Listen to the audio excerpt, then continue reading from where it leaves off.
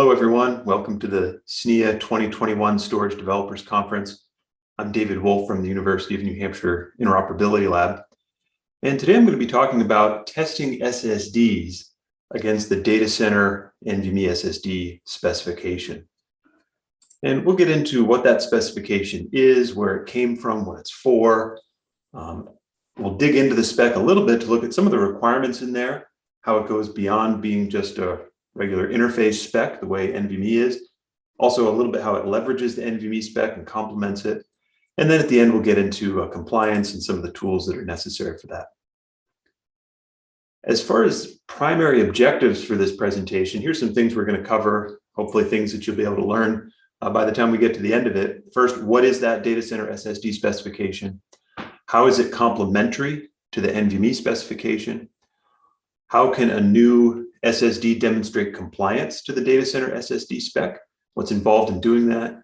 And then what tools and equipment are necessary in order to do that? Because as we're going to get into, that Datacenter SSD spec, yes, it leverages NVMe and PCIe. That's a huge part of it, but it goes beyond that. It's much more than just an interface specification. So we'll go into what's necessary for demonstrating compliance.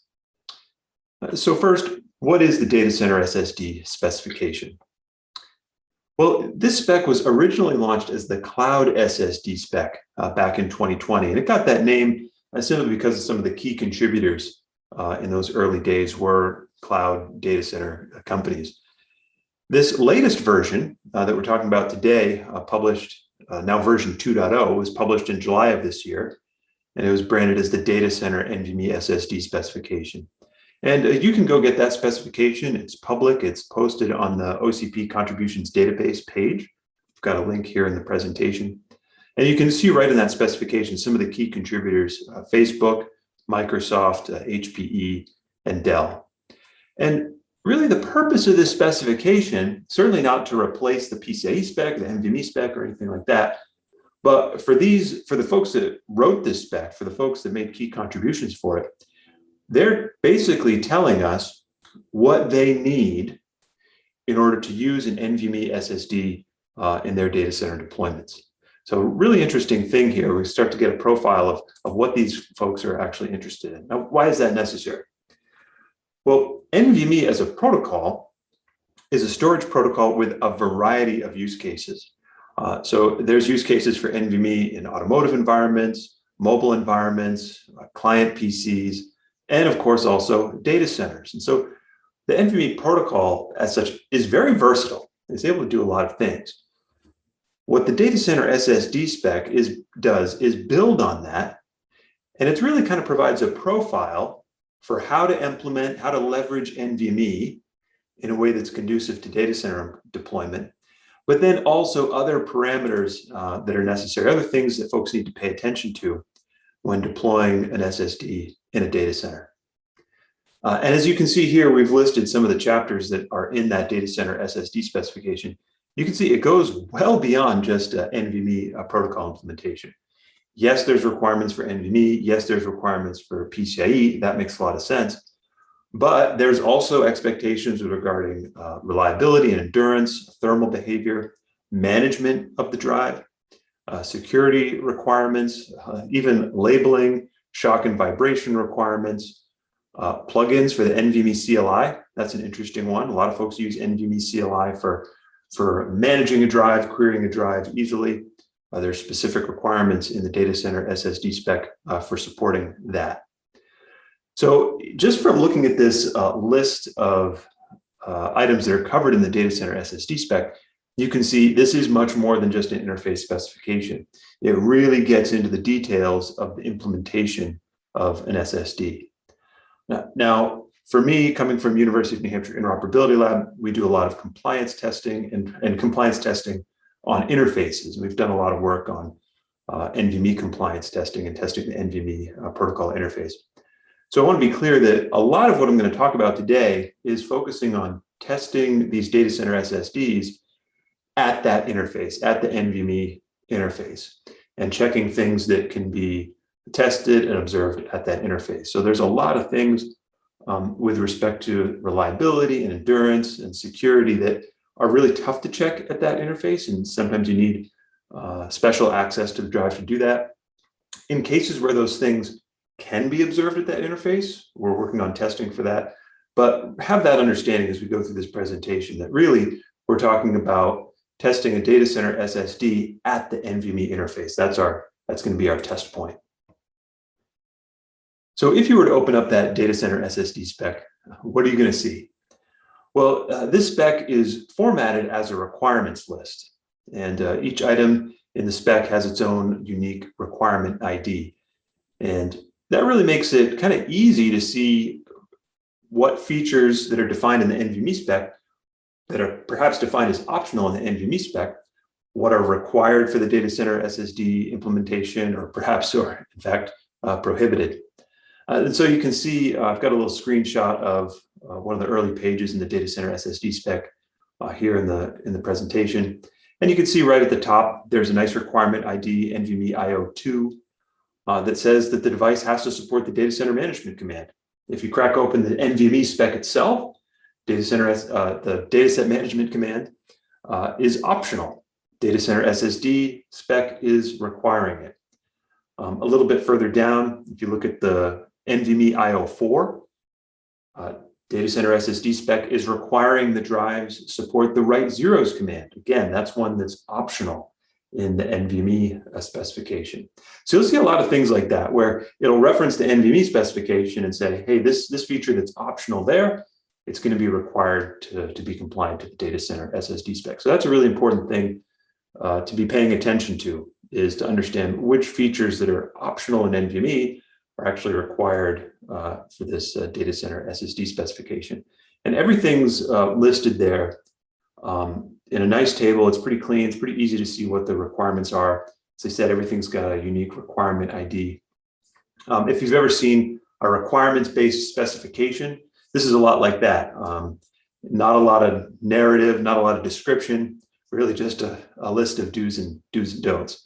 But again, there's a lot of reference back to the NVMe specification. So if you're starting from scratch, you really want to be working off of both of those documents to understand NVMe, giving you kind of really the meat of what the feature does, how it works, and then the data center SSD specification giving you whether or not it's going to be implemented, or if there's certain limitations or requirements on how a particular feature is implemented.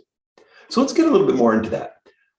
As I said, the data center SSD spec, it's certainly not intended to replace the NVMe specification, but really it's a complement to it. It leverages the NVMe specification. So what does that look like? Well, it's almost like a special profile for implementing the NVMe protocol in a way that's really easy to consume in a data center. You'll note that it references the NVMe v1.4b specification. And again, things that are optional or prohibited there, you have to reference back to the NVMe spec to see exactly how they can be implemented. Also, it might put specific acceptable ranges or values on certain parameters that are just the parameters themselves are defined and how they work are in the NVMe specification, but the NVMe specification won't put any particular limitations or value requirements on those parameters. Data center SSD specification may.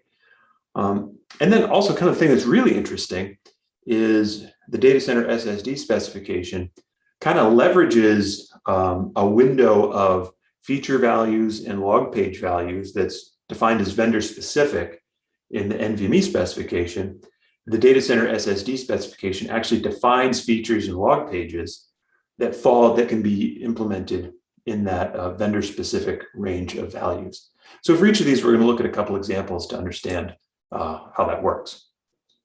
So first, if you were to open up the data center SSD specification, the very first requirement you're going to see with the requirement ID NVMe01 or NVMe-1 is that the data center SSD device has to comply with everything in the NVMe 1.4 specification. And then things that are optional in that NVMe spec, they get a little bit more definition here in the data center SSD spec as to whether they must be implemented or not. So really kind of the first thing here is if a device is going to implement data center SSD, it needs to be compliant already to NVMe. Now, the NVMe organization obviously has a compliance program. You can find that right on their website. They have a tab for compliance. You can go there and figure out how to do that and what's necessary for doing that. Of course, UNH is doing a lot of work to support that. One note, since the data center SSD specification calls out NVMe v1.4b, we want to know what that B means. So that B is referring to a particular set of ECNs or changes to the NVMe 1.4 specification that are then integrated. So just a little bit about the way the NVMe spec numbering works. When it goes from 1.2 to 1.3 to 1.4, those are significant changes. And every one of those steps, the specification introduces a number of new features. And now, obviously, this year, the NVMe v2.0 spec was released. Lots of new features there, a refactoring. So those numbers, and when the numbers change, that tells us that new features have been added to the NVMe specification. The letter indicates that there's an errata that's been integrated into the spec. So NVMe may publish errata separately on their website, and then when there's kind of enough critical mass there of errata, they'll integrate those into the spec doc and produce a separate doc that integrates those errata. So NVMe 1.4b, there's a few errata that are included in that. If you step through the NVMe webpage on the specs, you can figure out what errata those are and what they implement. So important to pay attention to that there's an expectation there from the data center SSD spec that those errata have been implemented properly. And that's what that B indicates. The NVMe compliance program doesn't get into the errata requirements. It just looks at those major revisions. So something to pay attention to. Now, we said that the data center SSD spec may require or prohibit features that are optional in the NVMe specification. We touched on this a little bit earlier. You can see on the left, we've got the data center SSD spec, and on the right, the NVMe 1.4b spec. This table that we've screenshotted right from the NVMe spec, you can see that there's optional NVM command support. This is a field where a drive can indicate its support for certain NVMe features. And we've highlighted the write zeros command in the dataset management command, which we mentioned earlier, but there's other ones there that are optional in the NVMe spec. But on the left, you see that they're required in the data center SSD spec. So lots of things like that are worth paying attention to. Other examples are setting certain ranges or values for parameters defined in the NVMe specification. So the NVMe specification has a parameter called the maximum data transfer size. Basically tells you how much data can go in one command, or how much data a device is willing to accept in a single command. And data center SSD spec puts a minimum value on that of 256 kilobytes. So pay attention to those kinds of things. NVMe, again, protocol was designed to be very versatile, very flexible, good for a lot of use cases. Data center SSD spec is kind of narrowing that down a little bit for specific use in a data center. Now, one of the things we talked about before were some of the new features and log pages that were defined in the data center SSD spec. And this is where we start to talk about expanding capability for specific data center use cases. So on the right, we have a little screenshot from the NVMe 1.4 spec. These are the log page identifiers. So think of it, a host can query a drive to deliver a log page just to get information about what's going on the drive, what features are enabled, what things the drive supports, what's happened to the drive. If it's recording error log, it's got smart health log, things like that. And you'll note at the bottom of that screenshot on the right, the log identifiers from C0 to FF are defined as vendor specific. And so a lot of times vendors would use those for maybe particular health parameters or performance parameters that they were logging and wanted to provide to their customer. Well, data center SSD spec leverages a few of those. So on the left here, you see there's 6 different log pages or log identifiers that kind of expand on what's there in the NVMe specification. So there's a Smart Health Information Extended log. Of course, one of the very first logs you see on the NVMe spec side is the Smart Health Information. Datacenter SSD is looking for an extended Smart Health log. There's an error recovery log page, a firmware activation history log page, a latency monitor log page, a device capabilities log page, and then unsupported requirements. So really what we're seeing here is that in the Datacenter SSD specification, we've added, or mechanisms have been added to get a lot more information out of the drive about its current state and about the capabilities that it's supported, and also about its history. So that's something to pay attention to, that there are new log pages that are in the Datacenter SSD specification. So this is a case where it's not just a narrowing down of what features are supported or what values are required, but there's actually an expansion of capability. And of course, the screenshot we're sharing here from the Datacenter NVMe spec, that's just the list of log identifiers, but you notice there's a reference there to a different part of the doc where you get a lot more detail about exactly what information is expected to be delivered in those log pages. So similar to how there's additional log pages, there's also additional features. And again, if you look in the regular NVMe specification, there's a number of features in there that can be enabled and disabled. And again, there's a vendor-specific range of values for feature IDs from C0 to FF. The Datacenter SSD spec has again leveraged that for about 8 new features. They're using those vendor-specific range values, again, to expand on the feature set that a drive can produce. Now, while this is an expansion of things that aren't in the NVMe specification, it's certainly not a compliance issue against the NVMe specification because they're using these vendor-specific ranges. And so, again, NVMe was made to be very versatile. There's a number of feature and log IDs that are in that vendor-specific range to allow companies to introduce new features or things that are specific for their product. Datacenter SSD is just kind of taking that a step further. So what are some of those new features? Well, there's the error injection. There's the clear firmware update history. Remember, there was a log for actually retrieving the firmware update history. There's end of life and power loss failure modes, clearing PCIe error counters, latency monitors, health checks, and then the Datacenter SSD power states. So of course, in a data center, power consumption is very important.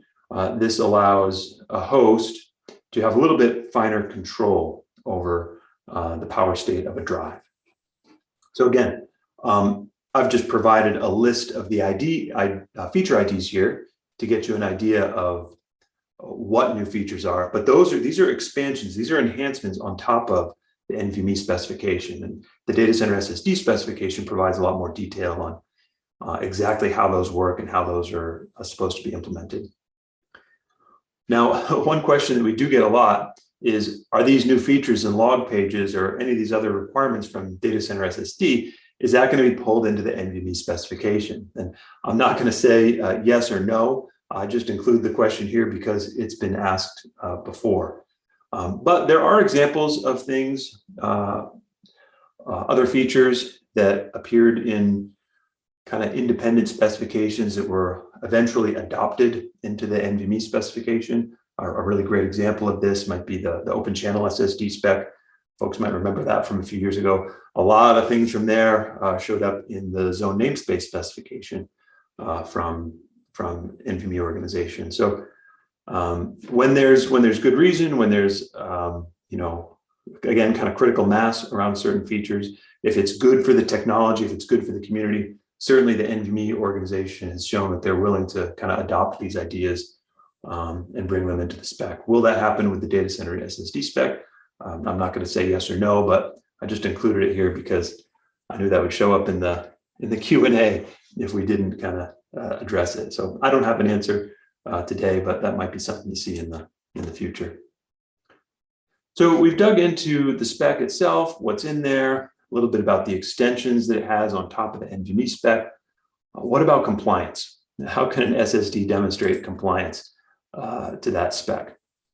Well, one thing to keep in mind here is that the compliance to this data center SSD spec is multifaceted, and there's a lot of different types of expertise that are needed. And we alluded to this earlier. A lot of the things can be tested at the NVMe interface, and therefore can kind of easily be tested by a third party. We've done a lot of that at the UNH lab when we do NVMe compliance testing. We just look at that NVMe interface and we're able to determine quite a bit. On the other hand, there's some other requirements that are in that spec that may need special access or even special firmware features to access, or they have very long test times, especially some of the things around reliability and endurance. And so pay attention to that some of these things could be very difficult to validate, outside of a company's own lab. It's also, some of these things are multidisciplinary. So there's things as relatively straightforward as labeling requirements and NVMe interface requirements, but there's also expected requirements around NAND endurance, shock and vibration, altitude, thermals, security. So, proving compliance to the whole spec is really a validation exercise on an entire product. It's not just checking the NVMe interface, although that's kind of what we're focused on talking about today. Now, one thing to keep in mind too is that the key contributors that have authored this specification, the data center SSD specification, and contributed to the Open Compute project are also working on a dedicated test plan for that specification. I'm happy to say UNH-IOL is partnering on that and reviewing that, and we expect that to be published later in 2021. And that'll kind of give a clearer picture on, well, for the folks that have published this specification, what their expectations are with respect to test. So again, that's actively being worked on, and we expect publication later this year. But in order to support that, UNH-IOL, of course, as I mentioned, is partnering on that, and we're looking to provide tools that will support that. Now, as I alluded to, some of the features are things that might only be able to be checked internally, or that require certain firmware hooks to check. But for the things that can be tested right at the NVMe interface, we're working on implementing some of those tests right into the existing NVMe compliance tools we have. So I've got a screenshot of that here on the right, and you'll see that those test IDs, they are directly drawn from the requirements IDs in the data center SSD specification. So we hope to make that step of NVMe compliance and then have the data center SSD NVMe portion of that compliance sit side by side. So that can be relatively easy for folks to use. And some folks are even demoing these tools at their sites today. Now let's get into a little bit more about the tools and equipment that's necessary to demonstrate compliance to the data center SSD spec. As I mentioned, we're working on some software tools at UNH-IOL to do that. But because this is a multifaceted specification, there's some things beyond that.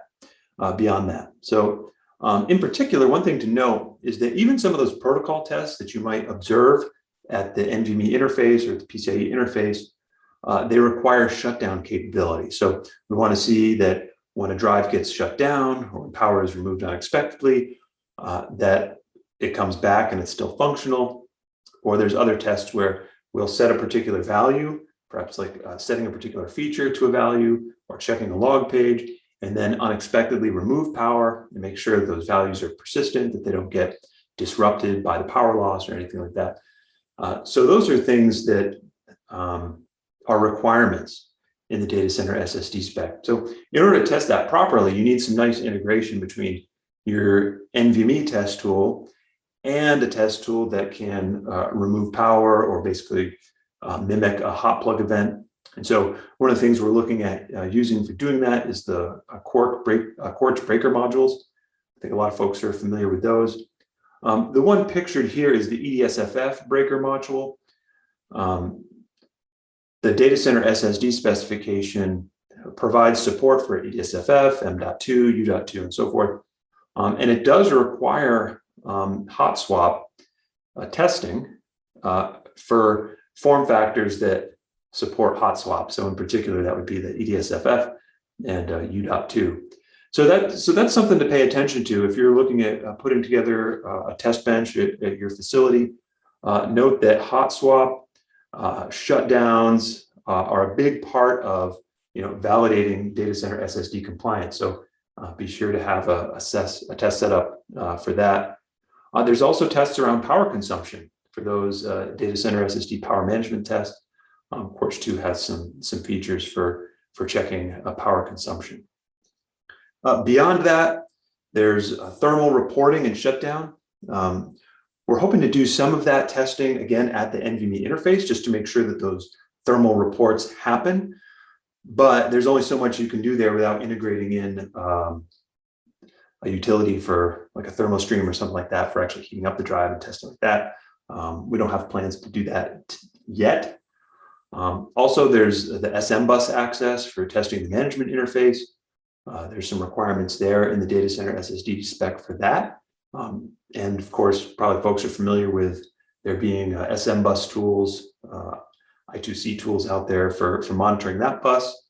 Also ones that kind of work hand in hand with a PCIe bus analyzer or exerciser. There's also requirements around TCG OPAL. And certainly there's companies that make tool test suites for validating compliance to that. So that was a quick run through of the data center SSD specification. We didn't get into all the details of the spec, but hopefully provided you with an understanding of what that spec is, what its purpose is, and an introduction to how we're hoping to address compliance. So let's take a look back at what our objectives for the presentation were. First, what is the data center SSD specification? Really think of it as a profile for implementing NVMe protocol and SSDs in a way that's easier to consume in a data center.